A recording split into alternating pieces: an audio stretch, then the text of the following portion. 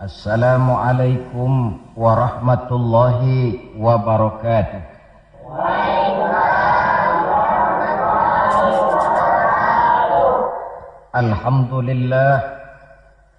Alhamdulillahillazi asra bi'abdihi laylan minal masjidil haram ilal masjidil aqsa. Wassalatu wassalamu ala sayyidina Muhammadin alladhi kanat hasanatuhu la tuhsa wa ala alihi wa ashabihi ahli sidqi wat tuqa, amma ba'du. Saudara-saudara hadirin yang berbahagia, manusia ini hidup dalam 3 dimensi waktu: masa lalu, masa sekarang, dan masa yang akan datang. Masa lalu katanya adalah kenangan. Masa sekarang adalah kenyataan, dan masa yang akan datang adalah harapan, impian, khayalan, atau cita-cita. Orang yang baik sesungguhnya adalah orang yang pandai mengambil pelajaran dari masa lalu untuk dapat menentukan sikap pada hari ini dan sekaligus merencanakan hari yang akan datang.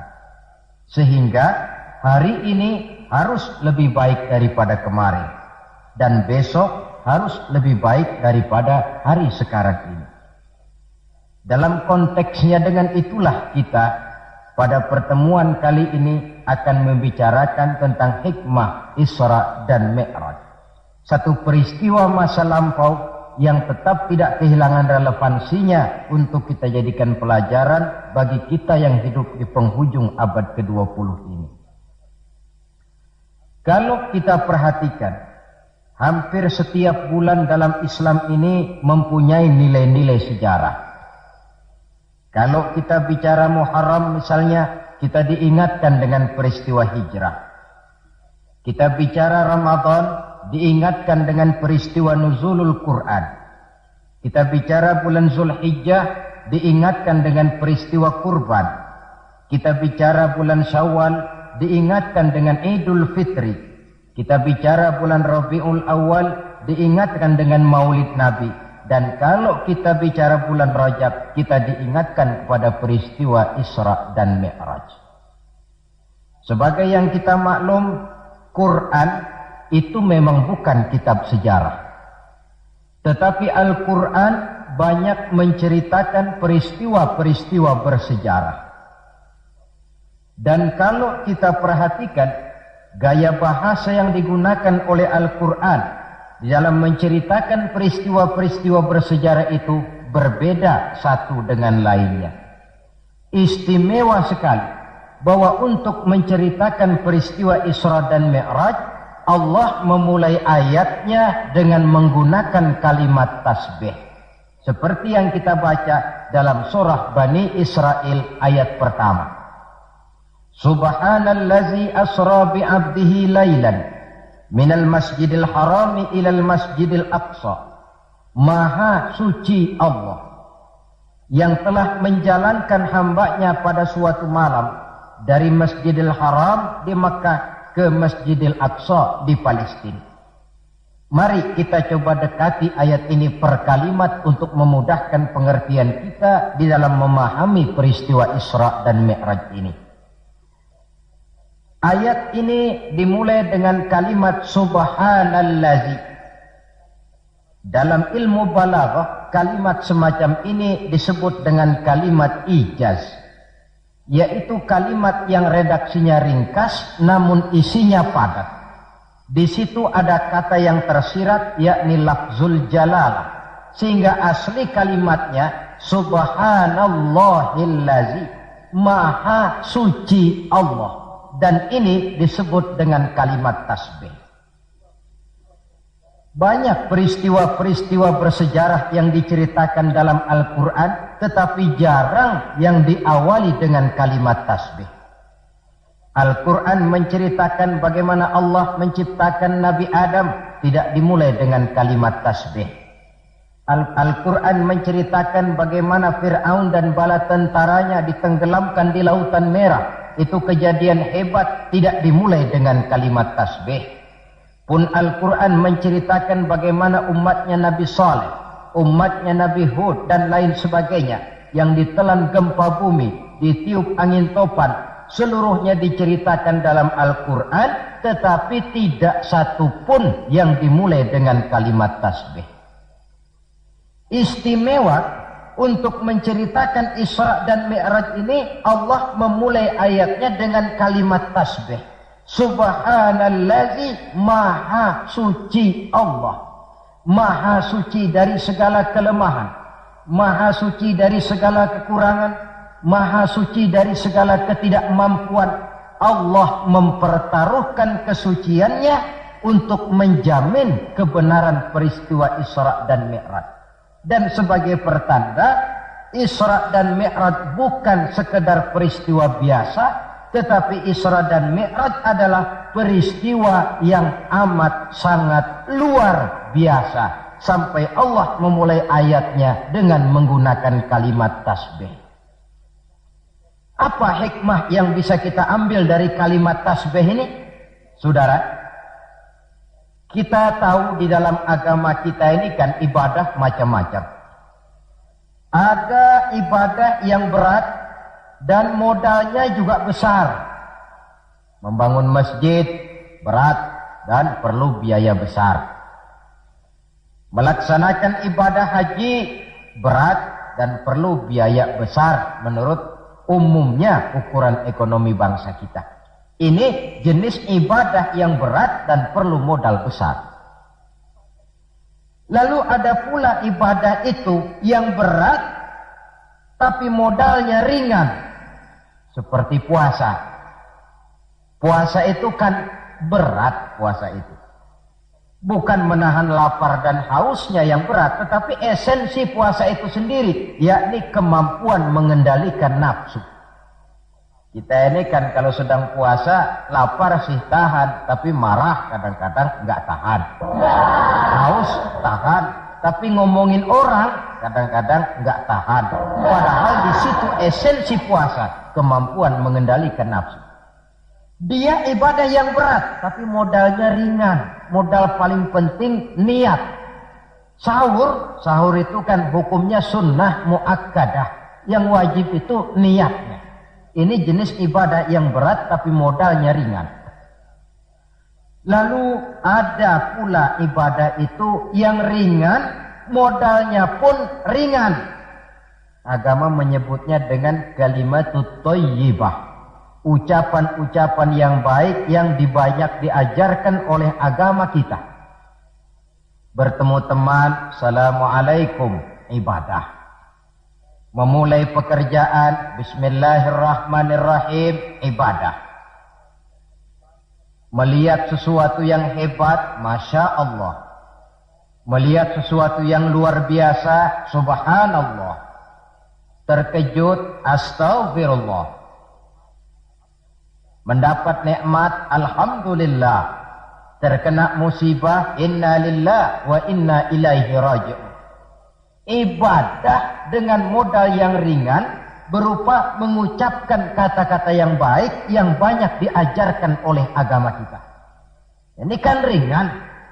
Oh, tidak perlu syarat toharoh. Orang tidak punya wudhu itu istighfar boleh. Tidak punya wudhu itu baca sholawat boleh. Membiasakan ucapan-ucapan yang baik di dalam kehidupan.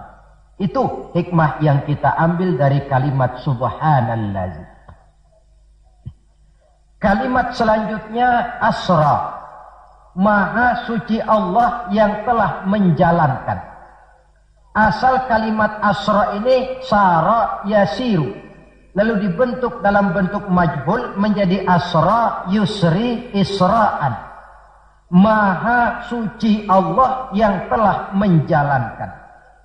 Segera nampak dari ayatnya, saudara-saudara, bahwa dalam peristiwa Isra dan Mi'raj itu yang aktif sebenarnya Allah.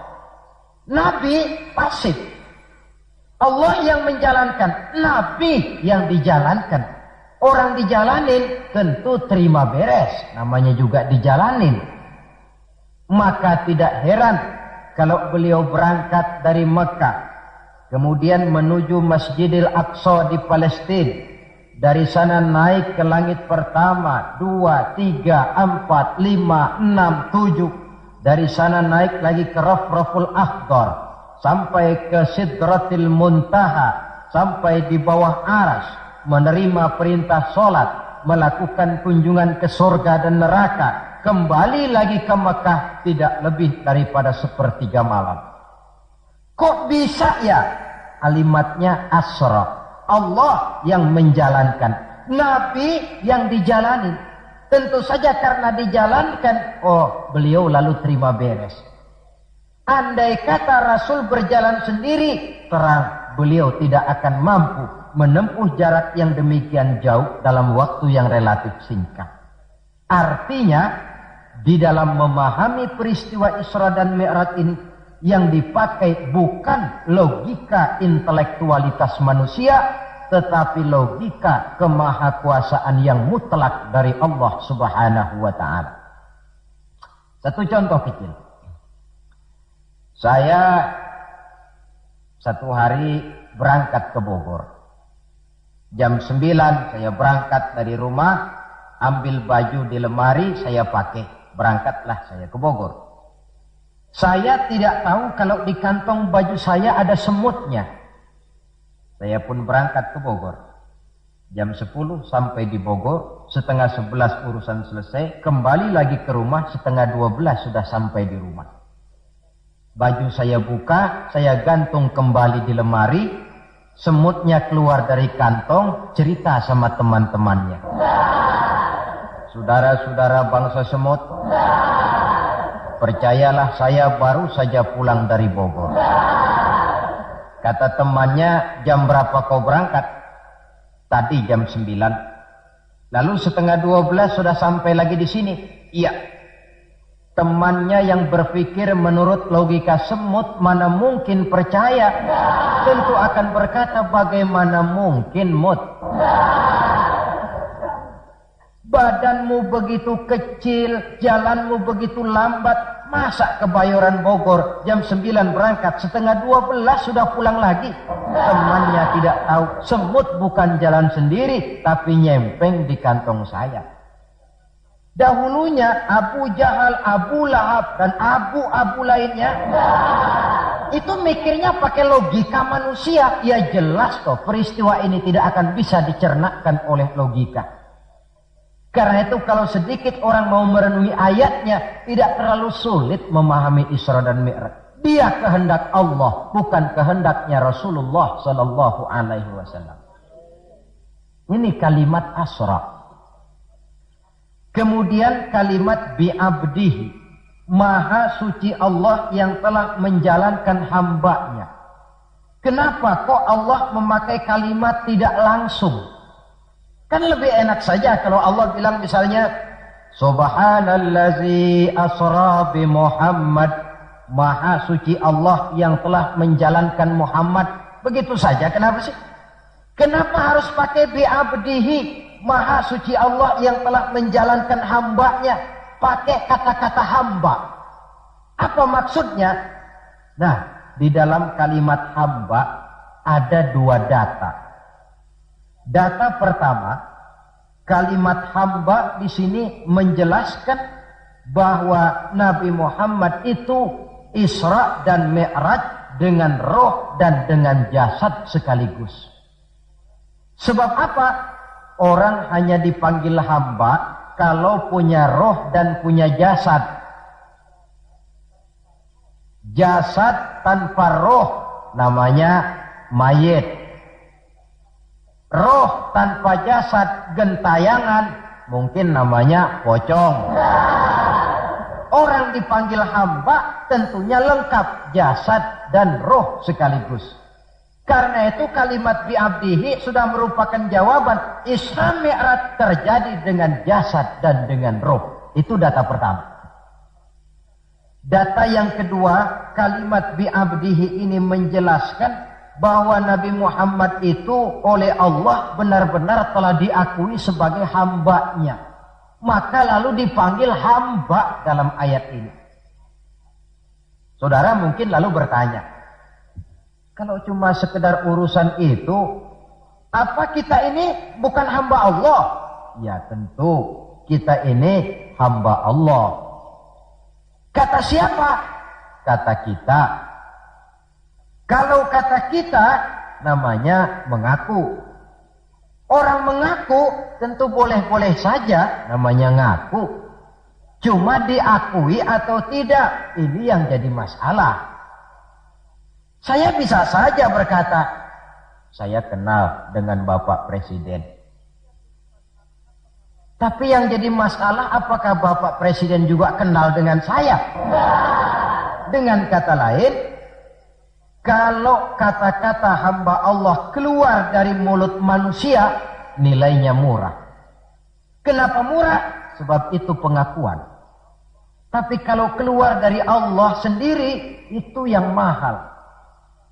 Maksudnya bagaimana? Berapa banyak manusia di dalam hidup ini, mulutnya berkata saya hamba Allah, tapi perbuatannya membuktikan dia hamba dunia, hamba nafsu, budak jabatan, budak pangkat, budak harta. Tidak sesuai antara ucapan dengan perbuatannya. Dari kalimat bi'abdihi ini kita ambil hikmah.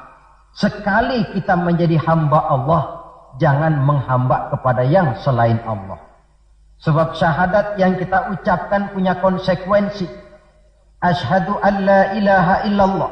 Saya bersaksi tidak ada Tuhan melainkan Allah. Maka itu berarti saya tidak akan menyembah kecuali hanya kepada Allah.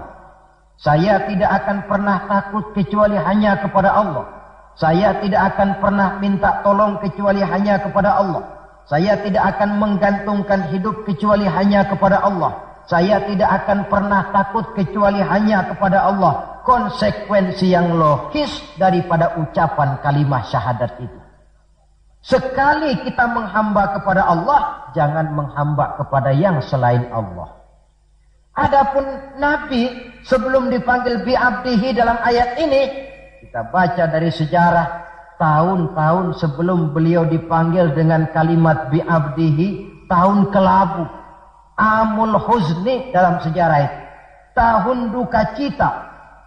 Beliau ditinggal oleh paman tercinta Abu Thalib. Setelah paman tercinta meninggal, istri tercinta pun wafat, Khadijah. Wafat kedua pelindung ini, makin meningkat gangguan kafir Quraisy.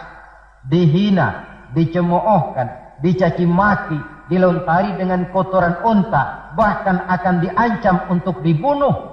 Lulus menghadapi semua itu, Allah panggil beliau bi'abdihi. Seolah-olah Allah mengatakan, Muhammad itu betul-betul hambaku, tidak bergeser nilai kehambaannya apapun yang menimpa dia. Saudara hadirin yang saya hormati, ini kalimat bi'abdihi. Jadi dari sini kita bisa memahami Isra yang merupakan perjalanan Nabi dari Masjidil Haram hingga ke Masjidil Aqsa, dan Mi'raj yang naiknya Nabi dari Masjidil Aqsa menghadap Allah semata-mata merupakan peristiwa yang terjadi menurut apa maunya Allah. Nah, kemudian apa tujuan daripada Isra dan Mi'raj itu? Hakikatnya cuma Allah yang tahu tentu. Namun kalau kita lihat di penghujung ayatnya, kita akan menemukan kalimat linuriyahu min ayatina. Keseluruhan perjalanan yang ajaib itu, sejak berangkat sampai kembali, tujuannya linuriyahu min ayatina. Untuk kami perlihatkan kepada Nabi Muhammad itu sebagian kecil daripada tanda-tanda kebesaran kami. Untuk disampaikan kepada umatnya dan kemudian menjadi pelajaran di dalam mengarungi kehidupan.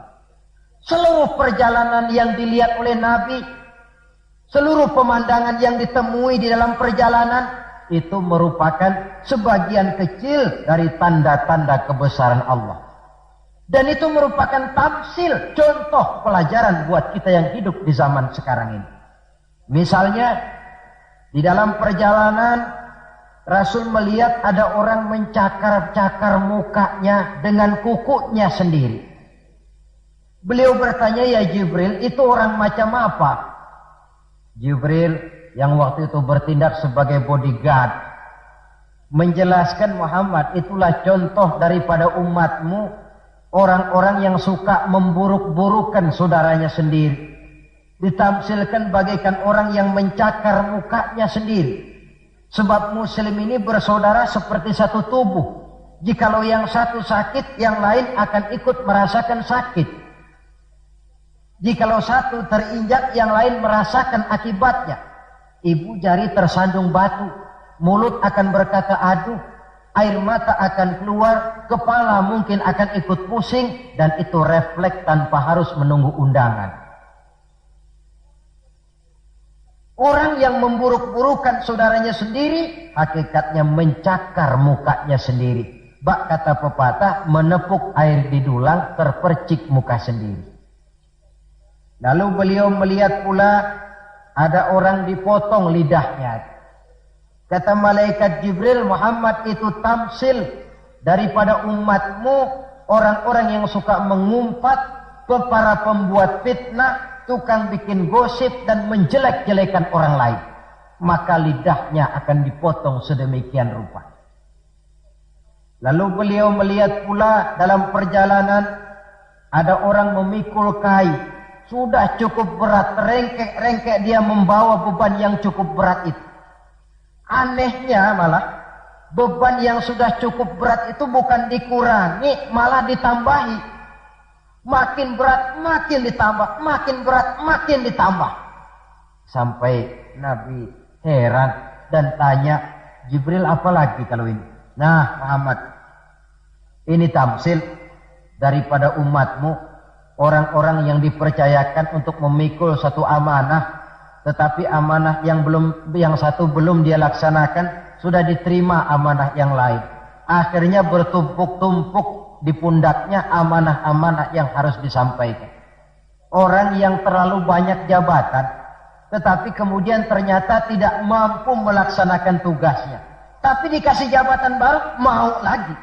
Dikasih yang baru, mau lagi. Soal mampu atau tidak, soal nomor 2, yang penting punya jabatan. Orang yang di dalam menerima suatu pekerjaan tidak pernah mengukur dengan batas kemampuan yang dimilikinya. Lalu beliau melihat pula ada sekelompok orang menanam. Hari itu dia menanam, hari itu juga tumbuh, hari itu juga keluar buahnya. Diketamnya, lalu tumbuh lagi gantinya. Tiap kali diketam, tiap kali keluar buahnya. Itu tamsil apa ya Jibril? Kata malaikat Jibril, wahai Muhammad, itulah satu contoh daripada umatmu, orang-orang yang gemar memberikan bantuan kepada orang yang memang memerlukannya. Mereka yang rajin sedekah, membantu fakir miskin, menyantuni yatim piatu, memberikan bantuan kepada pengembangan dakwah, madrasah, pendidikan dan pesantren. Hakikatnya mereka mengeluarkan uang, tetapi hakikatnya itu adalah untuk kepentingan diri mereka sendiri. Dicontohkan laksana orang, hari itu dia menanam, hari itu tumbuh buahnya. Dia petik, keluar lagi gantinya. Begitu seterusnya, tidak pernah berhenti. Jadi orang yang rajin bersedekah, senang memberikan bantuan kepada mereka yang memerlukannya, pada hakikatnya adalah orang-orang yang tidak pernah merugi barang sedikit pun. Malah milik kita yang sebenarnya adalah apa yang sudah kita belanjakan di jalan Allah. Uang kita di kantong kita adalah uang kita hari ini. Besok barangkali uangnya sopir taksi. Uang yang ada di dompet, uang kita hari ini. Besok barangkali uangnya tukang rokok. Uang kita yang sebenarnya, apa yang sudah kita belanjakan di jalan Allah. Baik dalam bentuk zakat, infak, sedekah, dan lain sebagainya. Tentu banyak peristiwa yang dilihat oleh Nabi di dalam perjalanan yang seluruhnya merupakan pertanda kebesaran dari Allah Subhanahu wa Ta'ala. Nah, saudara, kemudian di antara tujuan Isra dan Mi'raj, di samping memperlihatkan sebagian kecil tanda kebesaran Allah, menerima perintah sholat. Dari segi menerimanya saja sholat itu sudah istimewa. Coba kita lihat. Allah perintah kita puasa. Cukup turun ayat. Ya ayyuhalladzina amanu kutiba alaikumus syiyam. Cukup turun ayat. Allah perintah orang yang mampu untuk melaksanakan ibadah haji. Cukup turun ayat. Allah perintah kita bayar zakat. Cukup turun ayat. Tapi Allah perintah kita sholat. Tidak cukup cuma sekedar turun ayat. Nabinya langsung dipanggil. Dari segi ini saja sholat itu sudah istimewa. Benar kalau Nabi menyatakan innama masalus sholati fid din kama salir ra'si fil jasad. Kedudukan sholat dalam agama sama dengan kedudukan kepala dalam anggota badan manusia. Kita yakin manusia tidak punya sebelah tangan, mungkin masih bisa hidup. Manusia tidak punya sebelah kaki, barangkali masih bisa hidup. Manusia tidak punya sebelah telinga, masih bisa hidup. Tapi kalau manusia sudah tidak punya kepala, umpama hidup juga, itu barangkali tulen turunannya kuntilanak. Begitulah kita lihat kedudukan sholat ini di dalam agama. Begitu pentingnya sampai untuk menerima perintah sholat, Allah langsung memanggil Nabi kita Muhammad sallallahu alaihi wasallam. Saudara hadirin yang saya hormati, apa sih sebenarnya perlunya kita sholat itu? Tidak untuk menggembirakan Allah. Se-ASEAN orang tidak ada yang sholat, Allah tidak akan pensiun. Jangan lagi kita berpikir, barangkali kalau kita se-Jakarta ini tidak sholat, Allah rugi. Tidak. Tidak usahlah se-Jakarta, se-ASEAN lah. Tidak ada orang yang sholat. Allah tetap Allah. Sebab ia menjadi Allah, tidak ada ketergantungannya kepada manusia. Ia tidak pernah mengambil manfaat daripada perbuatan manusia. Sholat yang diperintahkan kepada kita, manfaatnya akan kembali kepada kita. Apa sih manfaat sholat itu dalam hidup ini? Untuk menjawab apa manfaat sholat, coba kita lihat. Ayat yang memerintahkan sholat itu selalu oleh Allah dimulai dengan kata aqimis sholat. Tidak ada i'malis sholat, if'alis sholat. Tidak. Mesti aqimis sholat. Dirikan sholat. Bukan kerjakan. Tapi dirikan. Maaf saudara. Mungkin di antara kita sudah banyak yang mengerjakan sholat. Tapi belum banyak yang mendirikan sholat. Apa bedanya Pak mengerjakan sholat dengan mendirikan sholat itu? Kalau mengerjakan sholat itu cuma asal sekedar gugur kewajiban. Kadang-kadang keluar sholat Jumat nukar sendal. Mentang-mentang khotibnya khutbah, saudara-saudara kaum muslimin, ambillah yang baik, tinggalkan yang buruk. Lalu keluar praktek. Padahal sholat, di situ kita lihat bahwa orang macam ini sebenarnya hanya sekedar baru mengerjakan sholat, belum mendirikan sholat. Padahal agama menuntut kita dirikan sholat. Apa pengertian mendirikan sholat itu? Mendirikan sholat artinya mengerjakan sholat dengan betul, cukup syarat rukunnya, selesai sholat, ajaran sholat diterjemahkan di luar sholat. Itu artinya mendirikan sholat. Jadi ada istimrar, kontinuitas, kesinambungan kata orang sekarang. Pada waktu dia mengerjakan sholat kelihatan khusyuknya. Setelah selesai dia sholat, kembali ke masyarakat, kembali ke tempat tugas, ajaran sholat diterjemahkan di sana. Nah, saudara hadirin, apa ajaran sholat yang harus kita terjemahkan dalam hidup yang artinya ini merupakan manfaat daripada sholat? Pertama, Salat mengajarkan kita satu sifat yang disebut rendah hati, at-tawadhu. Rendah hati bagaimana? Anggota badan kita yang paling kita hormatikan kepala. Kalau bergurau dengan teman, dipukulnya tangan kita, masih senyum kita. Dipegangnya kaki, masih senyum kita. Tapi kalau sudah kepala, namun kepala yang begini kita hormati, manakala sujud di hadapan Allah, sama rendahnya dengan telapak kaki kita. Allahu Akbar. Selesai sholat, kembali ke masyarakat, sombongnya hilang. Ini mendirikan sholat. Sebab apa? Dia tahu orang sombong itu Allah tidak senang. Iblis diusir dari sorga itu kan cuma karena sombong. Diperintah sujud kepada Nabi Adam, dia tidak mau. Allah tanya Iblis, kenapa kau tidak mau? Ini kan perintahku, kata Allah. Iblis dengan sombongnya menjawab, wahai Allah, saya akan diciptakan dari api, Adam kan dari tanah. Unsur api lebih mulia daripada unsur tanah. Masa saya harus sujud sama Adam yang baru kemarin? Gengsi ah. Kata Allah, kamu sombong Iblis. Surga bukan tempat orang sombong. Keluar. Iblis diusir dari surga. Jadi kira-kira sajalah yang sudah di surga itu sombong saja diusir, apalagi kita yang masih di dunia ini. Dalam segala bentuknya, sombong itu Allah tidak senang. Sombong ilmu, Allah tidak senang. Mentang-mentang punya ilmu agama, tepuk-tepuk dada, nih saya satu-satunya ustadz di sini. Semuanya mesti ngaji sama saya ya.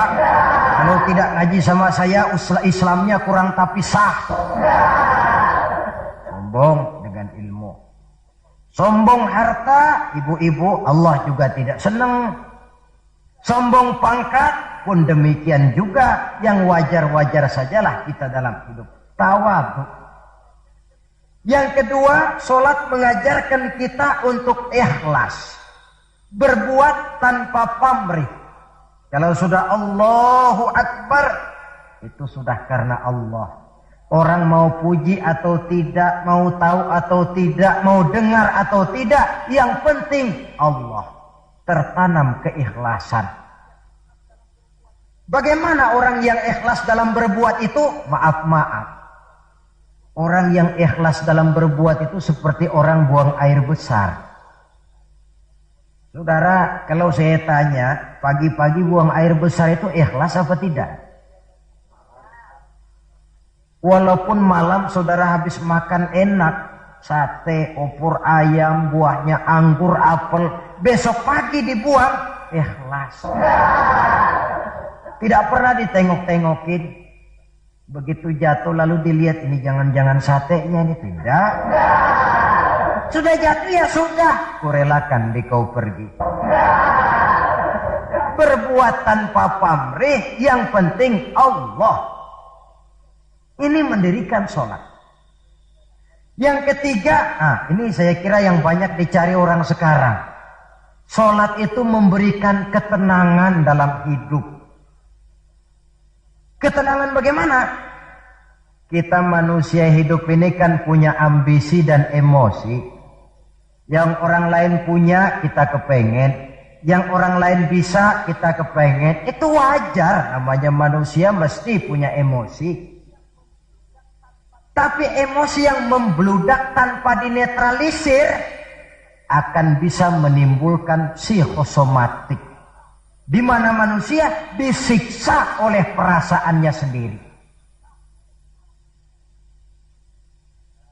Cobalah, kadang-kadang dia lihat tetangganya beli televisi berwarna, tetangga yang sebelah meriang, enggak dia apa-apain, meriang.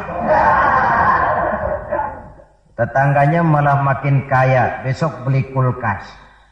Wah, dia makin gawat, opnam, masuk rumah sakit. Di rumah sakit dapat kabar tetangganya beli mobil, wah mati dia. Disiksa oleh perasaannya sendiri. Orang yang sholat lain. Jam 11 siang lihat tetangga bawa TV berwarna baru. Temperatur naik, panas, wajar. Datang waktu zuhur, kutub-kutub badan yang panas karena lihat tetangga bawa TV baru, didinginkan oleh air wudhu. Begitu terkena air wudhu, temperatur turun seadem. Selesai wudhu menghadap ke arah kiblat, usolli fardhu zuhri, Allahu Akbar, Allah yang maha besar. Temperatur makin turun ke titik nol, titik netral. Sebab apa? Dia sudah berhadapan dengan zat yang maha besar.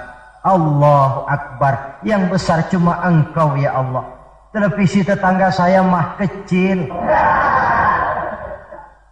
Itu sebabnya Nabi pernah mengisyaratkan tanda orang bahagia itu dalam urusan dunia dia lihat ke bawah, tapi dalam urusan akhirat, dalam urusan agama dia melihat ke atas.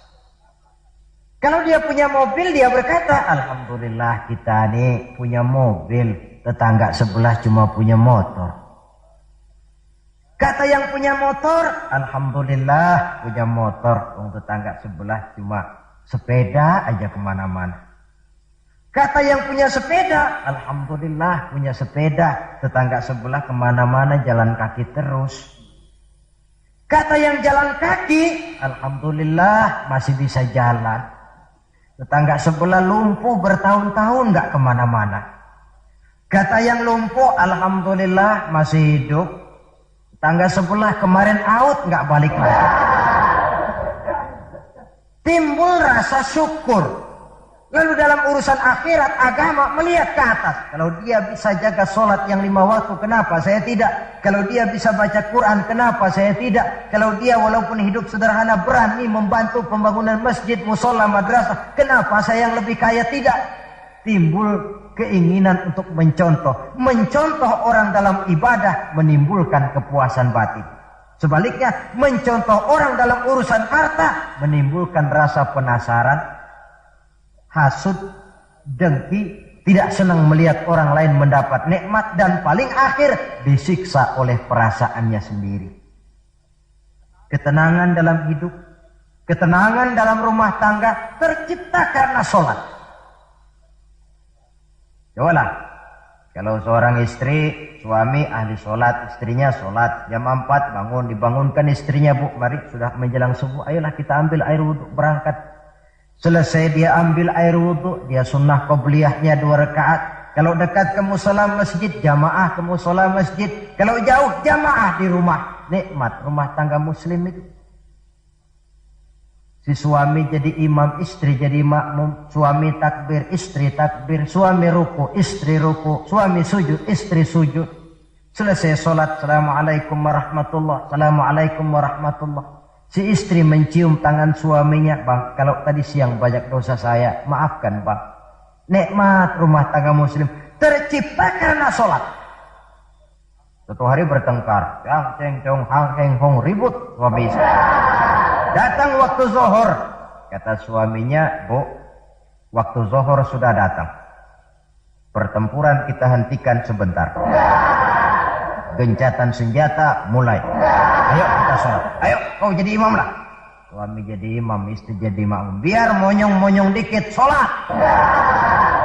Saya sholat, assalamualaikum warahmatullah, assalamualaikum warahmatullah. Si suami menoleh ke belakang, bu, kalau memang masih penasaran, terusin yuk. Saya kira kalau memang masih terus juga, itu memang dasar ahli bertengkar, sudah profesional itu. Pakai sholat saja tidak mempan, bagaimana pula dengan yang lain? Sholat membawa ketenangan dalam hidup pribadi, berumah tangga, bahkan bermasyarakat sampai kepada bernegara. Inilah makna inna sholata tanha anil fahsya'i wal munkar. Sholat yang didirikan dengan betul mampu mencegah manusia daripada perbuatan yang keji dan munkar.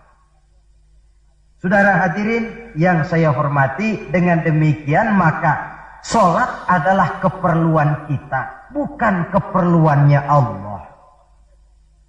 Dan waktunya sudah diukur sedemikian rupa. Coba lihat, antara subuh dengan zuhur itu intervalnya panjang. Sebab apa? Allah juga tahu di situ jam-jam sibuk. Pegawai di kantor, petani di ladang, di sawah, pedagang di pasar, maka di situ tidak ada sholat kecuali sholat sunnah. Bekerja kita dari pagi sampai siang sampai udara panas, timbul stres. Datang refreshing, istirahatlah, jangan diforsir, ademi dengan wudhu, lalu sholat zuhur. Selesai sholat zuhur, kembali lagi ke tempat tugas. Antara zuhur dengan asar, intervalnya lebih pendek. Sebab apa? Dalam udara panas, kerja cepat melelahkan. Maghrib dengan isya, intervalnya lebih pendek lagi. Sebab apa? Sudah masuk malam. Sebagian besar kejahatan justru terjadi pada waktu malam. Antara isya dengan subuh, intervalnya memang panjang. Tapi di sana ada terminal kontrol cadangan yang disebut tahajud, hajat, dan sebagainya. Terminal-terminal kontrol cadangan untuk menjaga stabilitas temperatur batin manusia. Jadi dengan demikian, kalau diabaikan, kerugian untuk manusia sendiri. Sebab hakikatnya Allah tidak pernah mengambil manfaat daripada amal dan perbuatan manusia itu. Nah, saudara-saudara, dari uraian yang singkat ini kita ambil beberapa kesimpulan. Pertama, Isra dan Mi'raj adalah maunya Allah. Kita manusia punya kemauan, Allah juga punya kemauan. Kalau kemauan kita sesuai dengan kemauan Allah, tentu jadi. Kalau tidak, ya tidak. Maunya Allah yang jadi, bukan maunya kita. Nah, agar mau kita dimaui Allah, caranya bagaimana? Mudah saja. Ikuti apa maunya Allah, nanti dia ikuti maunya kita. Dekati Allah, nanti dia dekat dengan kita. Kalau dekat, fasilitas tentu dikasih. Memang kita dekat sama lurah saja kadang-kadang dapat fasilitas kan. Dekat dengan orang-orang tertentu bisa mendapat fasilitas. Dekat dengan Allah, demikian juga adanya. Sarana komunikasi yang paling efektif untuk mendekati Allah, sholat adanya. Yang kedua, seluruh kejadian dalam alam hanya bisa terjadi karena dua proses. Pertama yang disebut proses kauniyah, yaitu seluruh kejadian yang terikat oleh hukum kausal, hukum sebab akibat. Kalau begini, mesti begitu. Kejadian seperti ini bisa diperhitungkan, dapat diperkirakan, dan bisa dianalisa. Tapi ada kejadian lain yang disebut proses rabbaniyah. Kejadian yang terjadi menurut apa maunya Allah dan tidak tunduk kepada manusia, kepada hukum kausal. Contoh, kalau ada anak kecil, logika kita akan lalu mikir, ini ada anak kecil, mesti ada bapaknya, mesti ada ibunya. Ibu bapak sebab, anak akibat, itu proses kausal. Tapi kalau Allah yang mau, tidak mesti. Nabi Adam, ibu tidak ada, bapak tidak ada, Allah mau jadi. Tidak bisa diselidiki secara eksakt. Bagaimana ya proses terjadinya Nabi Adam secara antropologi budaya? Buntu. Nabi Isa, ibu ada, bapak tidak ada, Allah mau jadi. Tidak bisa diselidiki secara medis. Bagaimana ya menurut ilmu kedokteran? Kok Siti Maryam bisa hamil padahal dia tidak punya suami? Mukjizat. Maryam hamil tanpa suami, Allah yang mau. Cuma tentu agak kita sesalkan bahwa di zaman sekarang ini rupanya banyak juga perempuan-perempuan tidak mau kalah dengan Siti Maryam ini. Ini barangkali termasuk mukjizat abad 20. Saudara-saudara, otoritas intelektual perlu, tapi tidak bisa mentargetkan. Beberapa tahun yang lalu, Direktorat Vulkanologi itu sibuk mengawasi 2 buah gunung berapi yang dianggap bahaya kelas 1 dan setiap saat bisa meletus. Sore, pagi, siang, malam diawasi. Merapi di Jawa Tengah, dan Anak Krakatau di Selat Sunda. Apa yang kemudian terjadi? Yang diawasi tenang-tenang saja. Yang tidak diawasi malah batuk-batuk, galunggung. Begitu galunggung meletus, komentar macam-macam. Kata Direktorat Vulkanologi, oh itu kan gejala alamiah, gejala alamiah. Kata yang seniman, oh itu karena alam sudah bosan bersahabat dengan manusia. Macam-macamlah komentar. Tapi satu hal yang jelas, otoritas intelektual manusia itu harus sadar akan kelemahan keterbatasannya. Janganlah karena terlalu memuja otak sampai kita lupa kepada yang bikin otak. Sebab bagaimanapun jeniusnya otak manusia, yang bikin otak tentu lebih jenius lagi. Kita kagum dengan otak manusia, tapi kadang-kadang kita lupa dengan sang pembuat otak. Isra Mi'raj, proses Rabbaniyah. Allah yang mau, bukan Nabi Muhammad yang mau. Api, kalau menurut kita kan api itu panas, membakar. Kalau menurut Allah tidak, api itu netral. Netral bagaimana? Terserah maunya Allah. Kalau dia mau api panas, ya panas. Kalau tidak, ya tidak. Panas dan tidaknya bukan untuk manusia, bukan untuk Allah, tetapi untuk manusia. Maka Nabi Ibrahim pada waktu oleh Raja Namrus dilempar ke kobaran api yang menggunung, seujung rambut pun dia tidak terbakar. Sebab apa? Ketika dia hampir jatuh ke dalam api, Allah berkata kepada api, ya naru kuni bardan wa salaman ala Ibrahim. Hai api, dinginlah kamu, selamatkan Ibrahim.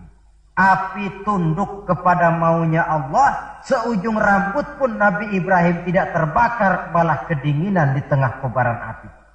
Kasus macam ini tidak bisa diselidiki secara eksakt. Bagaimana kok Nabi Ibrahim itu enggak kebakaran di dalam api? Oh, barangkali baca ayat itu tuh yang tadi itu. Saudara boleh coba. Bacalah ya narukuni bardan wa salaman alayya. Masuk saudara ke dalam api, insya Allah mateng. Kalau potongan kita, sebab yang kita mau itu belum tentu Allah mau. Kalau yang kita mau Allah mau, tentu jadi. Kalau tidak, tidak. Isra Mi'raj sekali lagi. Peristiwa Rabbaniyah dan bukan peristiwa kauniyah. Logika di dalam memahaminya bukan logika intelektual, tetapi logika kemahakuasaan yang mutlak dari Allah Subhanahu wa ta'ala. Yang ketiga, marilah kita berusaha agar setiap gerak hidup dalam dunia ini bernilai ibadah. Sekurang-kurangnya berupa ucapan-ucapan yang baik. Bukankah yang namanya ibadah itu ya sholat ibadah, puasa ibadah, zakat ibadah, haji ibadah. Tapi tidak terbatas kepada hanya sekedar itu. Membangun rumah sakit, membangun sekolah, membangun panti asuhan yatim piatu, itu keseluruhannya merupakan ibadah. Sekurang-kurangnya ibadah dalam bentuk ucapan-ucapan yang baik, yang menyenangkan orang dan berpahala kita mengucapkannya. Ini tidak terlalu sulit dan bisa kita praktekkan di dalam kehidupan sehari-hari. Begitu pentingnya soal ucapan, sampai dalam satu ayat Allah menjelaskan, wa qaulun ma'rufun khairun min shadaqatin yatba'uha adza.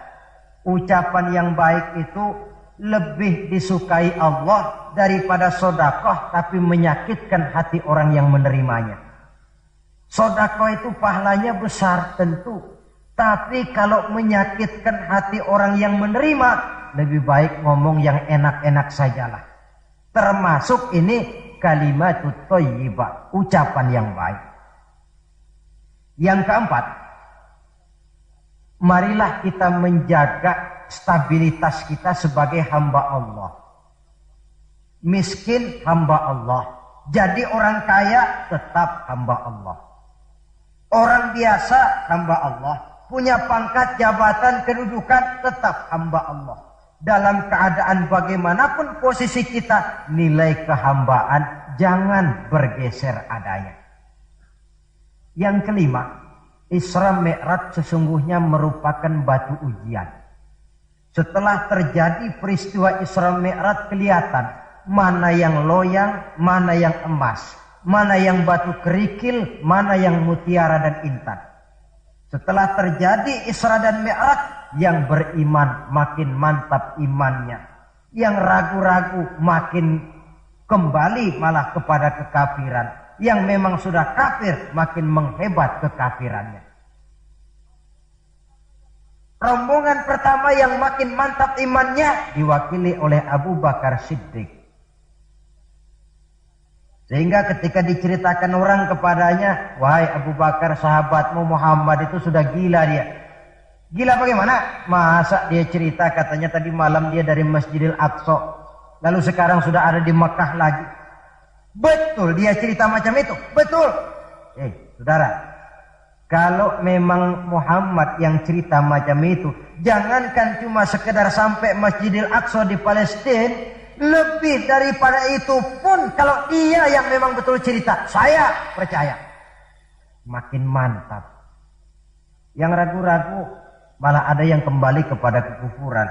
Yang kafir malah makin menghebat kekafirannya. Maka Isra Mi'raj merupakan ujian bagi umat untuk menyaring, merupakan filter mana umat Nabi yang benar-benar yakin dengan iman, dan mana yang setengah-setengah, dan mana yang murtad, kemudian mana yang ingkar dan kafir. Oleh karena itu, hakikatnya kejadian apapun yang kita alami dalam hidup hendaklah berlaku seperti Nabi Sulaiman alaihi salam. Diberikan beliau kekuasaan, diberikan pengetahuan, diberikan harta yang banyak. Atas semua itu beliau hanya berkata, hadza min fadli rabbi liyabluwani aashkuru am akfur. Semua ini, kekuasaanku, hartaku, ilmu pengetahuan yang diberikan kepadaku, ini cuma sekedar karunia untuk menguji diriku, adakah aku bersyukur karenanya atau malah aku menjadi ingkar karenanya. Maka bersyukurlah kita yang hidup di satu zaman yang jauh dari zamannya Rasulullah. Kita belum pernah berjumpa dengan beliau, belum pernah mendengar suara beliau, tidak melihat gerak langkah di perjalanan beliau. Entah kita beriman dengan peristiwa Isra dan Mi'raj ini. Jauh lebih beruntung daripada orang-orang yang langsung ditongkrongi Nabi. Mereka melihat wajah Nabi, mendengar Nabi membaca wahyu, melihat mukjizat, tetapi mereka tidak juga mau beriman. Nilai-nilai iman ini kalau tidak kita pelihara dan kita syukuri, akan bisa bergeser, ditelan oleh segala macam godaan dan cobaan yang kita hadapi di dalam perjalanan hidup ini. Saudara-saudara hadirin yang saya hormati, dengan begitu maka Isra dan Mi'raj dengan segala kejadian yang ada di dalamnya sekali lagi merupakan bukti kemahakuasaan yang mutlak dari Allah dan kelemahan serta keterbatasan dari kemampuan yang dimiliki oleh manusia. Membicarakan Isra dan Mi'raj artinya bercermin di dalam perjalanan yang luar biasa itu. Bercermin apa? Bahwa pengetahuan manusia, taruhlah dia sudah melanglang buana ke ruang angkasa, tapi masih terbatas kepada alam yang fisika, dan itu pun sedikit sekali. Belum dia menyeberang ke alam metafisika. Kekayaannya, apalah artinya kekayaan manusia ini? Jabatan barangkali, kita semua sadar bahwa pangkat yang paling tinggi sebenarnya kan pensiun. Titel yang paling akhir tidak lain adalah almarhum. Setiap kita akan berjalan ke arah itu, sehingga tidak terkena apa yang diingatkan Allah, kalla innal insana la yatgha ar-ra'ahu istaghna. Manusia itu mudah lupa diri manakala melihat dia sedikit mampu, kaya, berkuasa, pandai, mudah lupa diri. Cobalah lihat Berapa banyak orang-orang yang tadinya sudah adil, berjuang menegakkan keadilan, namun di tengah jalan dia bisa berbalik meluncur menjadi orang yang justru menginjak-injak keadilan itu sendiri. Berapa banyak orang-orang yang tadinya sudah benar, berjuang menegakkan kebenaran, atau sekurang-kurangnya berniat untuk membela kebenaran, tapi di tengah jalan dia bisa berbalik menjadi orang yang justru hanya mau benar sendirian, walaupun tidak benar bagi orang lain. Wa idza massal insana durru da'ana li janbihi aw qa'idan aw qa'ima falamma kashafna anhu durrahu marra ka'an lam yad'una ila durrin massahu. Kalau manusia ditimpa kesulitan, dia bermohon kepada Allah supaya dihilangkan kesulitan, baik saat pada waktu berdiri, sambil berbaring, sambil tidur. Manakala kesulitan sudah dihilangkan, marra ka'an lam yad'una ila durrin massahu, dia pun berjalan dengan sombongnya, seolah-olah belum pernah minta tolong kepada Allah. Ini kecenderungan manusia. Itulah sebabnya yang terakhir sekali dari pembicaraan kita kali ini, puncak kebahagiaan seorang muslim tidak lain adalah bertemu Allah. Bagaimanapun nikmatnya masuk surga, kalau diukur dengan bertemu Allah, masih jauh lebih nikmat bertemu Allah. Nabi di puncak perjalanan Mi'raj bertemu Allah, tapi pertemuan itu diawali dengan berbagai macam cobaan, ujian, fitnahan, sampai kepada ancaman akan dibunuh. Paling akhir beliau mendapat perkenan bertemu Allah, puncak kebahagiaan hidup yang belum pernah diberikan kepada seorang pun manusia, baik sebelum atau sesudah beliau. Jadi begitulah seperti pepatah bilang, habis gelap mesti terbit terang. Inna ma'al usri yusra. Di balik segala kesulitan itu, insya Allah akan menunggu kemudahan. Kesulitan adalah bagian daripada hidup, bukan untuk ditakuti, tetapi untuk dicarikan jalan keluar bagaimana pemecahannya. Saudara, inilah pembicaraan kita pada pertemuan ini. Walaupun selintas, mudah-mudahan bisa memberikan gambaran tentang Isra dan Mi'raj yang pada gilirannya akan memperkuat nilai-nilai keimanan kita dalam rangka melaksanakan apa yang diperintah Allah dan menjauhi apa yang dilarangnya. Terima kasih banyak atas perhatian saudara. Mohon maaf atas segala kekurangan. Usikum wa iyaya bitaqwallah. Wassalamualaikum warahmatullahi wabarakatuh.